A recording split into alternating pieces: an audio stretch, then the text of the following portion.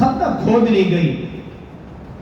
کفار پہنچے اور یہ دیکھ کر حیران اور دنگ رہ گئے کہ اتنے ہی کم عرصے میں مسلمانوں نے اتنی لمبی چوڑی خندق کھود لی. اب وہ خندق کراس نہیں کر پا. کچھ دنوں کے بعد یہودیوں میں وہ آنے والے لوگوں میں ایک بڑا جنگجو جس کا نام عمر ابن عبدود تھا.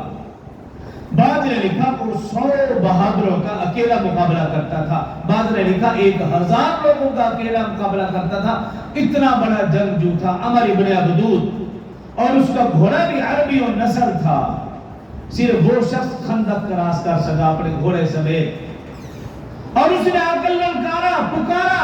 رسول اللہ صلی اللہ علیہ وسلم صحابہ کرام رضوان اللہ علیہم اجمعین جمع ہیں. رسول اللہ صلی اللہ علیہ وسلم نے صحابہ کرام سے پوچھا بھی کون اس کا مقابلہ کرے گا. پوچھنا تھا. علی المرتضیٰ رضی اللہ عنہ کھڑے ہو گئے. عرض کی یا رسول اللہ صلی اللہ علیہ وسلم میں بھی ہوں. آپ نے کہا بیٹھ جاؤ. پھر کہا کون اس کا مقابلہ کرے گا. دوسری بار تیسری بار تینوں دفعہ علی المرتضیٰ رضی اللہ عنہ کھڑے ہو گئے. رسول اللہ صلی اللہ علیہ وسلم فرمانے لگے کہ میں نے غزوہ احد میں حمزہ کو کھو دیا تھا. میں تمہیں نہیں کھونا چاہتا لیکن تمہارے علاوہ کوئی کھڑا نہیں ہو رہا. مجھے لگتا ہے کہ اللہ پاک نے اس مردود کی موت تیرے ہاتھ میں رکھی ہے. جو رسول اللہ صلی اللہ علیہ وسلم نے دعا کی حضرت علی المرتضیٰ رضی اللہ عنہ تشریف لے گئے. اس عمر بن عبدود کا بلکہ مردود کا مقابلہ کیا اور تھوڑی ہی دیر کے بعد اس کو نیست نبود اور باصر جہنم کر دیا. رسول اللہ صلی اللہ علیہ وسلم نے فرمایا اے علی مجھے یقین تھا کہ یہ کام تو ہی کر سکتا ہے تیرے علاوہ اور کوئی نہیں کر سکتا. پھر کسی کافر کو ہمت نہ ہوئی کہ خندق کراس کرتا. لیکن کچھ دن اور بیٹھے رہے کافر. اب وہ جو قبیلہ بنو قریظہ تھا رسول اللہ صلی اللہ علیہ وسلم کے ساتھ دوستی کا معاہدہ کر رکھا ہے انہوں نے. اور مسلمانوں نے اپنی خواتین اور بچے ان یہودیوں کے قریب جو گھر تھے وہاں پہ محفوظ مقامات پر منتقل کیے ہوئے تھے. اور وہ علاقہ تھا بھی یہودیوں کے پاس. اب بنو نذیر کے کچھ لوگ بنو قریظہ سے ملے اور انہیں کہا بھی تم نے جو معاہدہ کر رکھا ہے رسول اللہ صلی اللہ علیہ وسلم سے اس کو توڑ دو. تو بنو قریظہ نے خیر لالچ میں آ کر معاہدہ توڑ دیا. لیکن ان میں ایک شخص ایسا تھا نعیم بن مسعود رضی اللہ عنہ. رسول اللہ خدمت میں حاضر ہوا. عرض کیا رسول اللہ صلی اللہ علیہ وسلم میں ایمان تو کافی عرصہ پہلے لا چکا ہوں لیکن میں نے ابھی اپنے ایمان کو ظاہر نہیں کیا. لیکن میں جانتا ہوں ان دونوں قبیلوں کے آپس میں کیا بات چیت چل رہی ہے. اگر آپ اجازت دیں تو میں ان کے درمیان کچھ ایسا کروں کہ ان کا اتحاد ٹوٹ جائے. رسول اللہ صلی اللہ علیہ وسلم نے اجازت دے دی. نعیم بن مسعود نے اپنی کوئی چلاکی یا چال چلی تو خیر ان کا اتحاد ٹوٹ گیا. بعض روایت میں آتا ہے کہ دونوں نے پلاننگ کر لی. جو خندق کے اس پار کافر تھے انہوں نے اور جو مسلمانوں کے ساتھ بنو قریظہ قبیلہ تھا ان دونوں نے پلاننگ کی کہ اگلے دن ہم دونوں مل کر حملہ کریں گے. کفار سے کہا کہ تم خندق کے اس پر حملہ کرنا. بنو قریظہ نے کہا کہ ہم چونکہ مسلمانوں کے ساتھ ہیں ہم اندر سے حملہ کریں گے.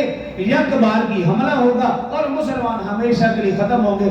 اللہ نے اس کا ذکر سورہ احزاب 21ویں پارے میں فرمایا یا ایھا الذین آمنوا اے ایمان والو اذکروا اس وقت کو یاد کرو نعمت اللہ جو اللہ نے تم پر انعام کیا. اذ جاءتکم جنود کہ جب تمہارے پاس لشکر آیا فارسلنا علیہم ریحا ہم نے ان پر ہوا بھیج دی. وجنودا لم تروها اور ایسا لشکر جس کو تم دیکھ نہیں سکتے تھے. اذ جاءوکم من فوقکم ومن اسفل منکم اور اللہ پاک کیا فرما رہے ہیں کہ جب لشکر تمہارے اوپر سے آیا تمہارے نیچے سے آیا. ایک طرف کفار ہیں دوسری طرف وہ منافقین وہ یہودی وہ بدعہدی کر چکے ہیں. اور اللہ پاک نے کیا منظر کشی کی وَإِذْ زَاغَتِ الْأَبْصَارُ جب تمہاری آنکھیں پتھرا گئی. وَبَلَغَتِ الْقُلُوبُ الْحَنَاجِرَ اور جب تمہارے دل کلیجے تک پہنچ گئے. وَتَظُنُّونَ بِاللَّهِ الظُّنُونَ اور تم اللہ کے بارے میں بھی طرح طرح گمان کرنے لگے کہ یا اللہ ہم کہاں پھنس گئے. ایک طرف کافر ہیں دوسری طرف یہ منافقین یہ یہودی بیچ میں ہم پھنس گئے.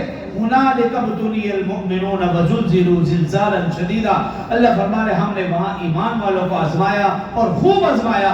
رسول اللہ صلی اللہ علیہ وسلم نے ایمان والوں کو تسلی دی کہ تمہیں گھبرانے کی ضرورت نہیں، بے شک اللہ ہمارے ساتھ ہے، لیکن منافقین وہاں آیا ہوگے، پتہ لگ گیا کہ منافقین کون ہیں اور یہودی قبیلہ جو بد عہدی کر رہا ہے وہ کون ہے۔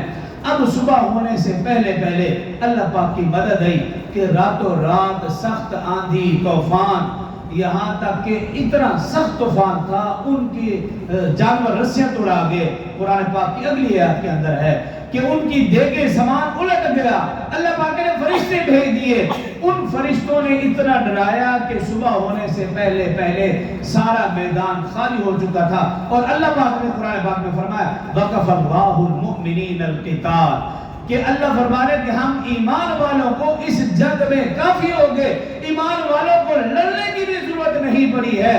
لیکن معاملہ یہ ہے کہ ایمان والے جب استقامت سے رہیں تو پھر اللہ ان کے ساتھ ہے، جب ایمان والے ڈاواڈول ہو جائیں، انہیں اللہ رسول کے وعدوں پر یقین نہ ہو تو پھر یہی معاملہ ہوا کرتا ہے۔